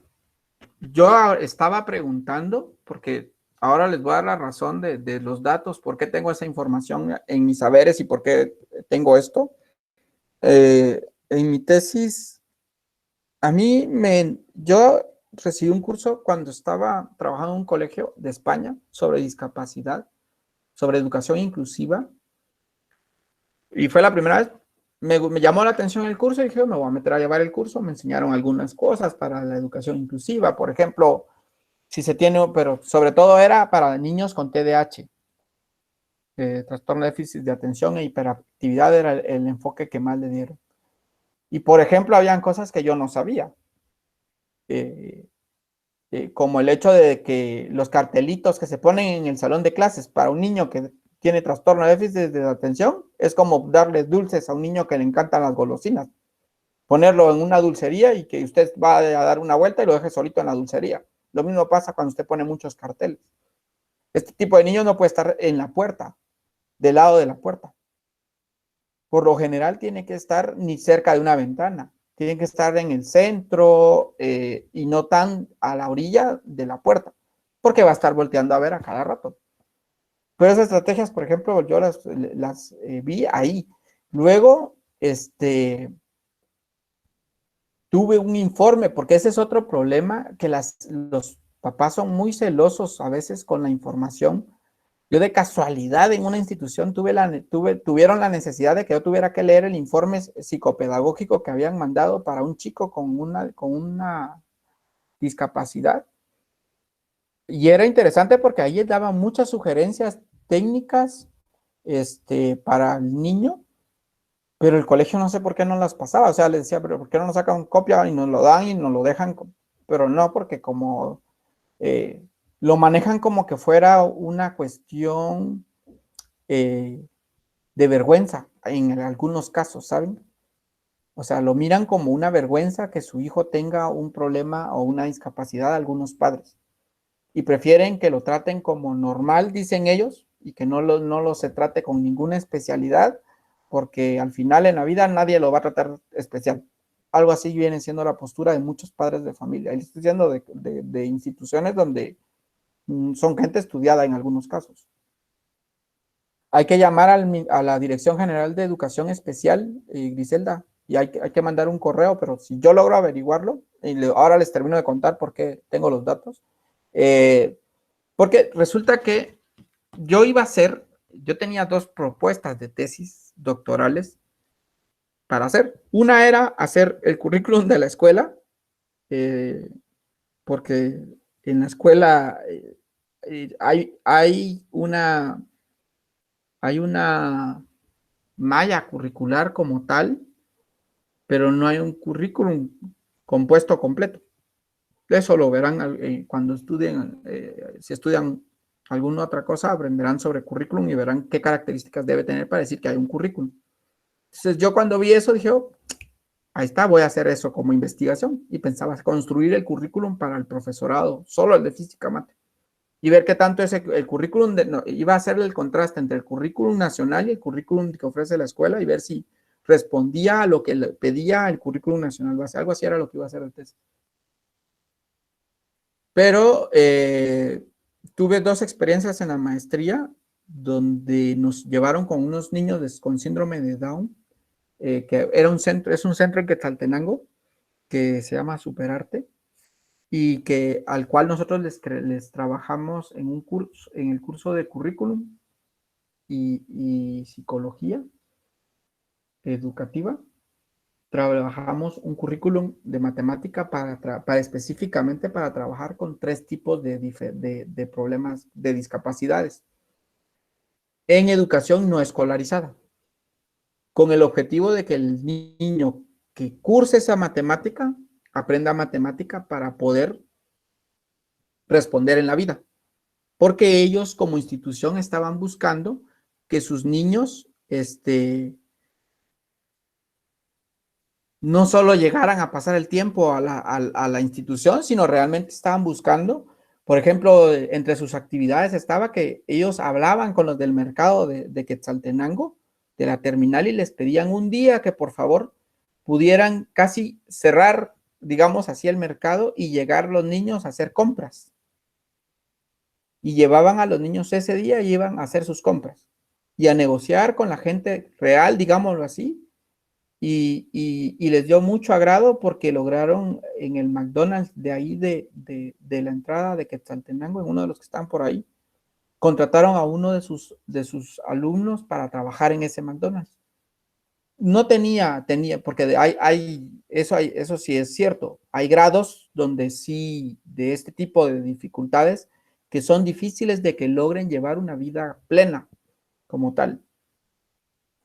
Luego de hacer este currículum, con una colega hicimos la parte de hacer las planificaciones de clase, algo que se llama como la sistematización del currículum, como por decirlo así, y se hizo material para este tipo de niños que respondieran a lo que se estaba pidiendo de este currículum.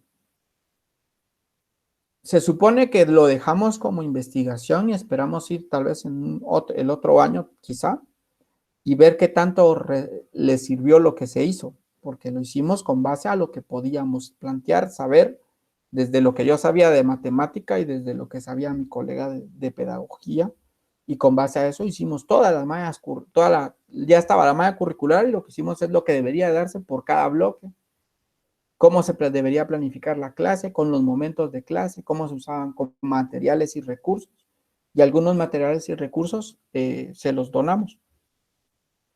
Entonces, al final, volteé mi tesis y la volqué al lado de la educación inclusiva. Pero después, ahorita que he estado en la elaboración de ella, es un problema transversal a nivel latinoamericano.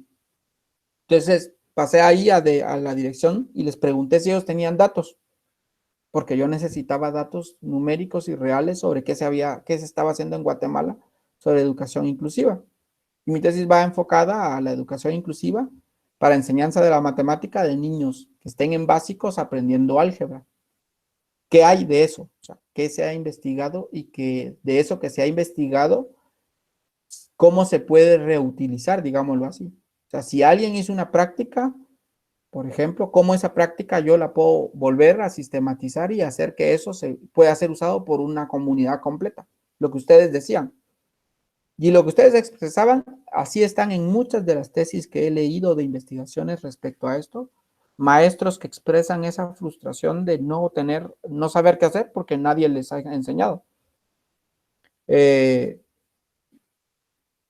Ecuador tiene legislado, Colombia lo tiene legislado, España lo tiene legislado, de lo de la educación inclusiva y de los centros donde debe de adaptarse a los estudiantes. Y es complejo porque la problemática sigue latente como tal. Pareciera que no ha cambiado la matiz que se tiene desde las tesis que hay del 2005 a 2006 a las que he encontrado en el 2019 y 2020. El problema está en que qué tanto se ha podido hacer, qué tanto han hecho los profesores y qué tanto se han abierto otros campos. Por lo menos ahora ya saben que en Guatemala está este programa que ofrece DGES. Y a mí me pareció interesante porque yo hice la misma pregunta que ustedes. ¿Y eso cuándo lo publicaron? ¿Cómo se enteraba uno de eso? Para capacitarse en este tipo de situaciones, en esta línea de capacitación docente. Hay un programa que donde está mi colega del colegio donde trabajo, ella está estudiando lenguaje de señas, no sé si es pagado, es gratuito, creo que es pagado, no sé si cobran 50 quetzales por curso, ya va por el nivel 3 creo, y empezó este año, y lo que hizo es que jaló a su hija aprendió lenguaje de señas y ella también aprendió lenguaje de señas. A veces creo que uno tiene que tener la voluntad de querer hacer el cambio. Si no nos lo dan, a veces también uno tiene que buscar el medio de poder hacerlo. Y dar el tiempo. Tarde o temprano se le va a compensar. Porque se imaginan, yo se lo ofrecí a mi amigo que se quedó sordo. Y él sabía el lenguaje de señas y le dije, yo te enseño matemática y te vuelves maestro de matemática de personas sordomudas. Pero no se animó.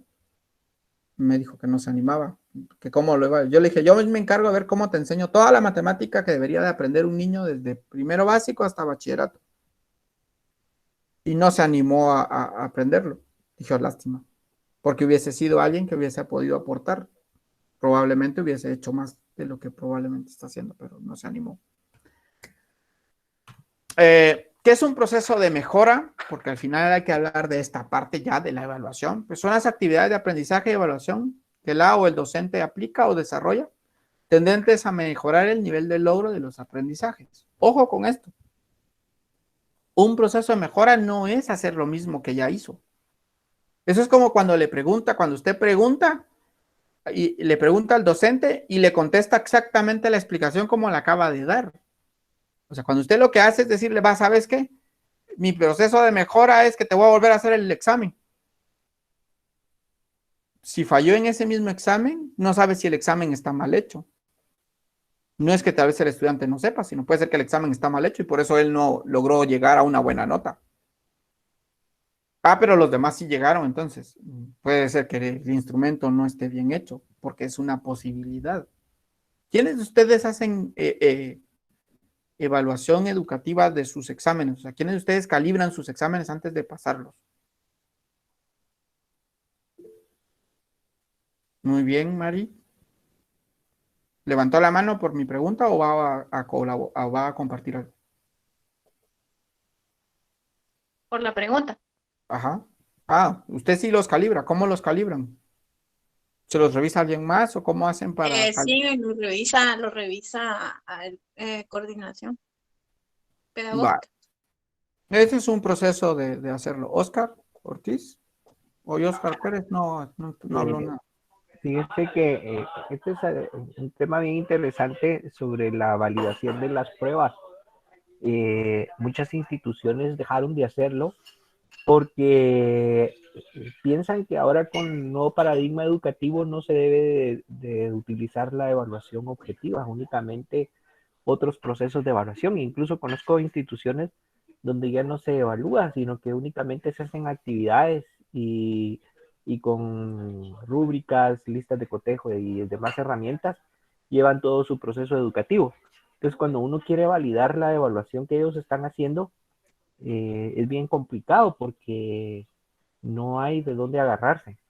Pero con esas rúbricas y todo eso hay que validarlo, porque son instrumentos de evaluación.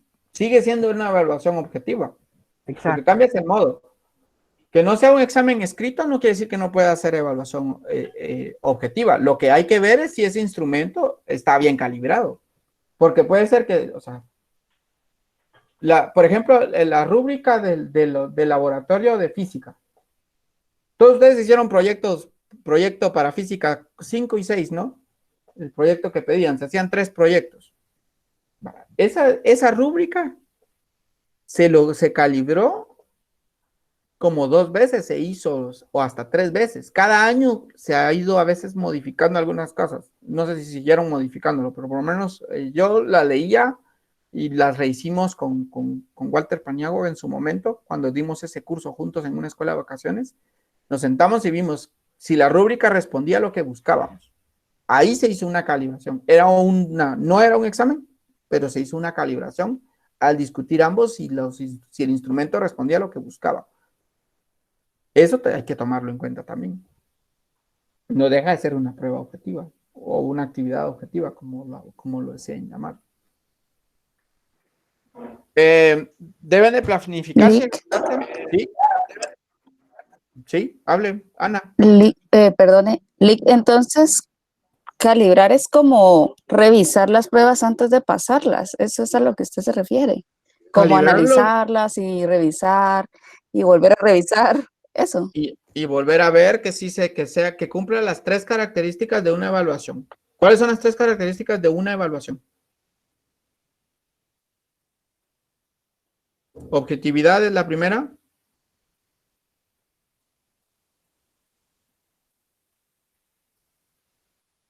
Las otras 2, que son las que dan la calibración también.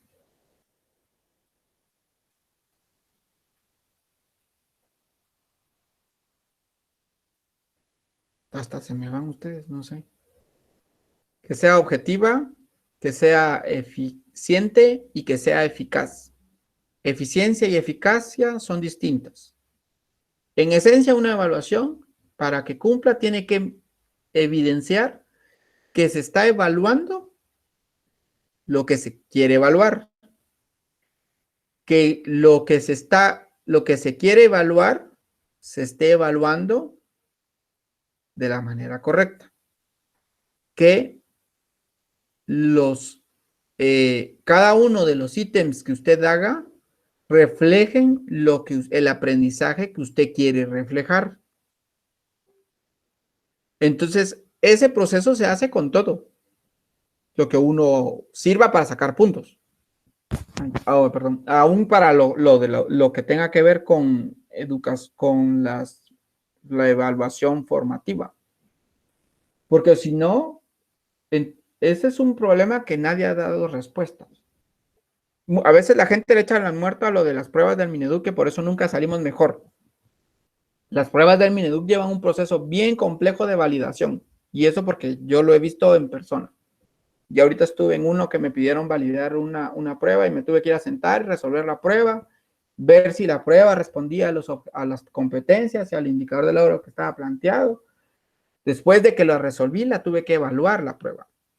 Ese es el proceso de validación. Y después de eso, se miran si todos los resultados son congruentes a lo que se busca.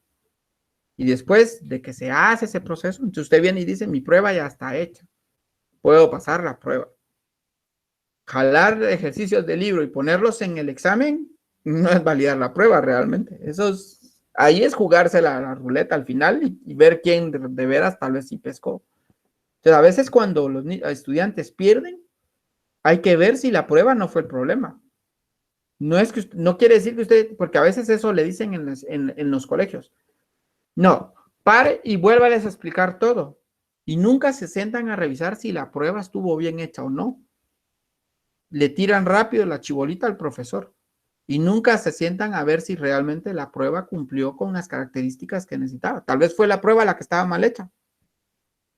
Y usted vuelve otra vez a explicar, les hace otra vez una prueba, a veces hasta dicen, pues si les paso hasta la misma prueba 2 veces y pierden. Puede ser que la prueba está mal hecha, porque no está calibrada, nunca se hizo una validación. Entonces, estas actividades de mejora deben de planificarse y ejecutarse inmediatamente después de cada actividad de evaluación, no al final. Y con base a las necesidades que usted detectó en cada una de las actividades de evaluación de los aprendizajes realizados. Eso quiere decir que si yo vi que falló en resolución de ecuaciones, pero todo lo demás lo tiene bueno, yo solo me centro en ver que él adquiera resolución de ecuaciones, porque si él lo demás lo tiene, no es que le tengo que volver a hacer toda la prueba de nuevo. Solo me fijo en dónde está fallando y ahí es donde tengo que atacar. Pero para que pase eso, porque esa es la queja de muchos, pero es que es doble trabajo, sí, pero ¿cómo hace su actividad de evaluación formativa? Si no evalúa formativamente y se va de una vez a la evaluación sumativa, entonces ahí hay problema. Porque no sabe usted si van bien o van mal, simplemente los tiró al agua. Es como que usted dijera, a ver, pues les voy a enseñar a nadar en la arena, muy bien, aparentemente todos ya saben, ahora evaluemos quiénes saben nadar y los tira al agua. Se ahogaron 5 de 10. Ellos no aprendieron. El sistema de evaluación que usó no era el correcto porque nunca los metió al agua. Entonces esa parte es esencial y es primordial de que se logre hacer. A veces, pero es que ese es el problema, a veces coordinación lo que hace como revisión es solo ver que no haya faltas de ortografía y eso no es la validación. Tendría que ser un poco más profunda en ese sentido. O sea, tendría que ver que realmente la prueba responda a lo que usted está enseñando para que no haya ese choque y ese conflicto al final y usted tenga un grave problema. Pero eso no se mira como algo eficiente al final. ¿Qué es una adecuación curricular? Pues no es más que todo aquello que permita de forma individual o no, o sea, puede ser individual o grupal, mejorar las condiciones para el aprendizaje de las personas con capacidades especiales o no especiales. El simple hecho de que usted hoy utilice el pizarrón con colores, eso ya es una adecuación curricular, por ejemplo. Yo solo usaba el pizarrón con un solo color. Ahora uso 4 colores porque yo marco las pautas de qué cosas son buenas y qué no. Ahí está haciendo una adecuación. Yo antes no usaba presentación, ahora uso presentación y le pongo animación y le pongo dibujitos y pongo eso. Yo antes no usaba videos, ahora uso videos para introducir. Todas las mejoras que usted hace es una adecuación curricular. ¿Cuál es el problema? Que muchos centros no reportan a los estudiantes con discapacidades, porque eso sí es cierto. Y yo me recuerdo que a veces era pero mire usted que él tiene una discapacidad, sí, pero se reporta normal. ¿Por qué? Porque si yo no lo reporto, no tengo que trabajar. No tengo que hacer todo el proceso de adecuación curricular y llevar todo un control de su adecuación curricular porque lo piden a final de año. Es un informe que se entrega a final de año. Oscar, en lo que cambió, sí. Es que también hay que tomar en cuenta que el papeleo de la adecuación curricular exige que haya un respaldo médico que garantice que la adecuación es viable y el enfoque que se va a dar a la persona. De lo contrario, si no es un caso que requiera de un seguimiento médico o de un seguimiento psicológico especial, esa adecuación tiene que ser interna y es hacer lo que usted decía hace un momento, crear todas esas condiciones que permitan que el alumno pueda recibir y entender la clase y participar con las normas internas de clase adaptadas a su necesidad. Queda como una adecuación curricular interna. Ahora, si van a hacer adecuaciones formales en las cuales se documenta, el requisito primordial es de que vaya avalado por un profesional de la salud y esa ya se documenta y automáticamente sabemos ya de contexto que es un alumno que jamás va a perder, porque si se le está dando seguimiento es porque en todo el proceso vamos a hacer todas las adecuaciones para que él cumpla con la competencia. Y viene el ministerio y le da seguimiento desde que se absorbe a ese alumno hasta que termina todo su proceso escolar.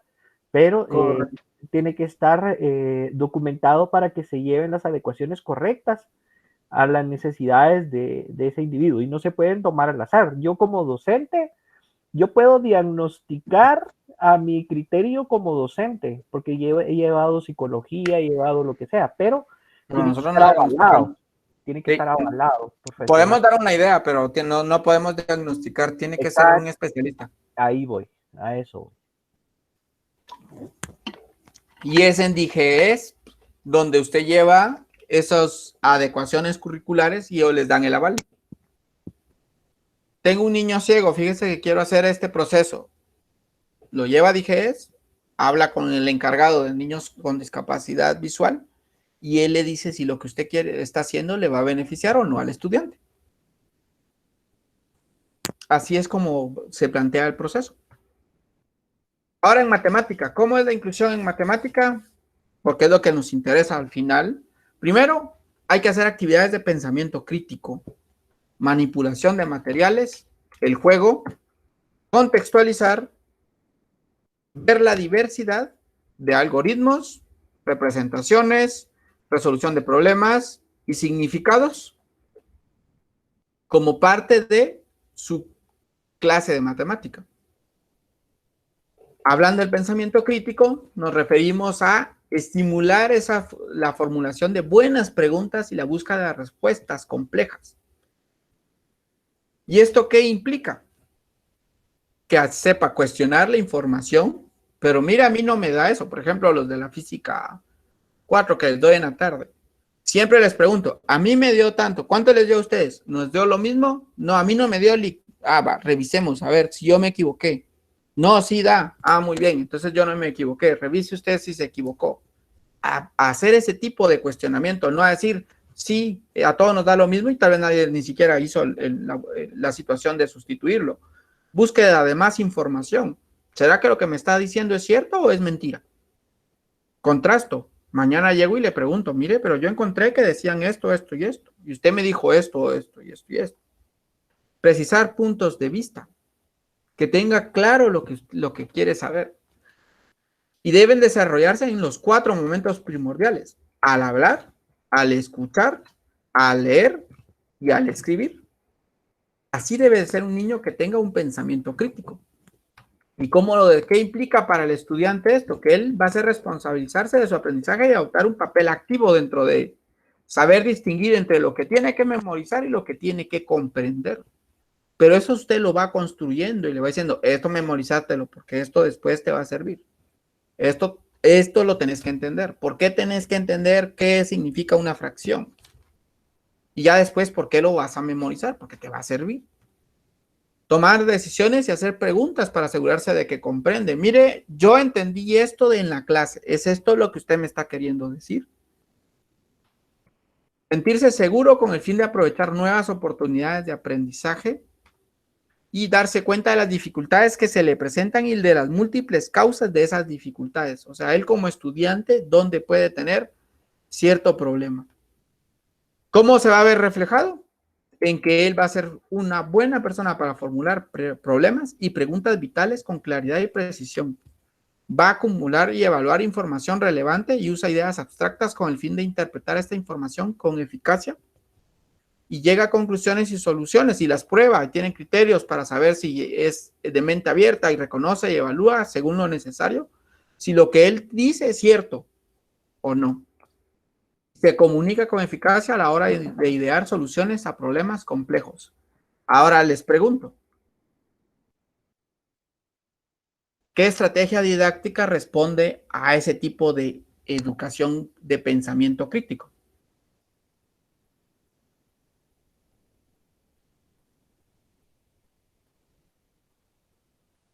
Ay, ¿cuál era la diapositiva anterior? No sé cuál era la diapositiva anterior. Hablen, si escriben, a veces no me suena el ruidito de... ¿Esta? Supongo.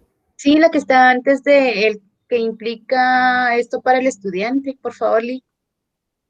La que está ahorita, donde dice Pensamiento, pensamiento crítico. sí, Lee, gracias.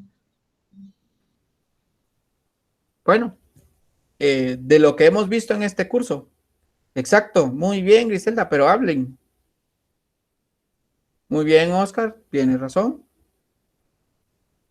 Las situaciones de aprendizaje, las situaciones didácticas que ustedes hacen van en esa línea, generar estudiantes con un pensamiento crítico.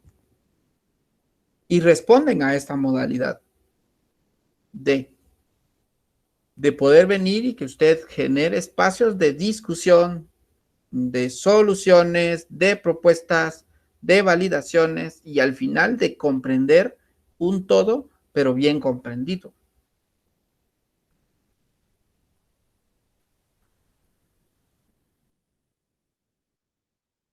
Entonces, como conclusión, ¿qué conclusión me dan de la temática del día de hoy? Y les voy a decir cuál es su tarea para mañana.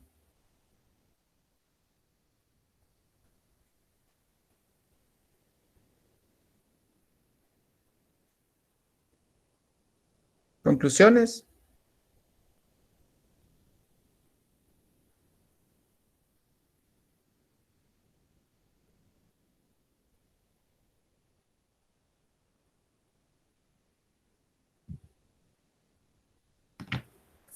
Bueno, Sí, pues Lilian. si me permite, yo pienso que el tema es muy, muy, muy interesante para nosotros como docentes. Pienso que podemos aportar mucho mediante un trabajo intensivo porque necesitamos hacer mucho más esfuerzo que en una clase normal, pero si lo hacemos con ánimo, con fuerzas, pensando en el estudiante, creo que podemos hacer cambios que pueden ser no solo beneficiosos para el estudiante, sino para nosotros mismos y también para la sociedad. Gracias, Lilian.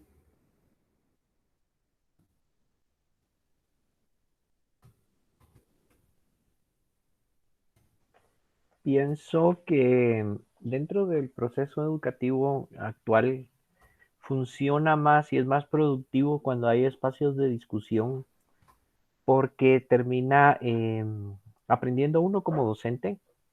El alumno aprende más basado en sus propias experiencias y llegamos a descubrir que cada estudiante ve el mundo diferente a como lo ve el maestro.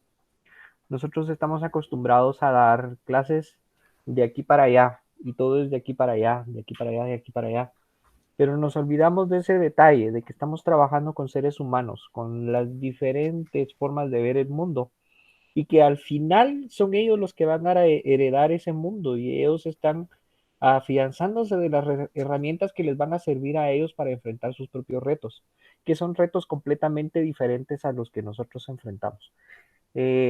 Lo decía usted hace un momento, la forma como ve usted el mundo, cómo lo veo yo, cómo lo ve Lilian, comparado como lo pueda ver algún otro compañero de una edad menor, es completamente diferente porque los retos han sido muy distintos. Lo veo, por ejemplo, en el caso de mis hijos, que ellos ya vinieron con una mentalidad basada en la tecnología, y a pesar de que yo soy muy abierto a ver todo eso, sigo teniendo todavía esas limitantes que ellos no las tienen, al contrario, son herramientas que las tienen así. Entonces, es importante los espacios de discusión para retroalimentarse uno constantemente en la necesidad real de la que se van a enfrentar ellos. Incluso las situaciones laborales para ellos son completamente diferentes ahora. Me recuerdo que cuando yo era joven, yo todavía tenía el chance de ir a Pais y decir, miren, contrátenme como empacador. Pero ahora eso hasta según la ley es una traba para los mismos adolescentes. Ellos ya no se crean con ese pensamiento laboral, sino con otro pensamiento muy diferente. Entonces, démonos cuenta que todas esas diferencias de época les van causando a ellos necesidades también diferentes y necesidades de preparación, carreras nuevas que ni siquiera existían hace 5 años, por ejemplo, ¿verdad? Entonces, sí es importante que estemos constantemente alimentándonos de la información que recibimos de ellos, basado en nuevas estrategias de evaluación, nuevas formas de enseñar y nuevas metodologías que nos permitan apropiarnos también nosotros de ese aprendizaje constante. Ese es mi aporte, Rico.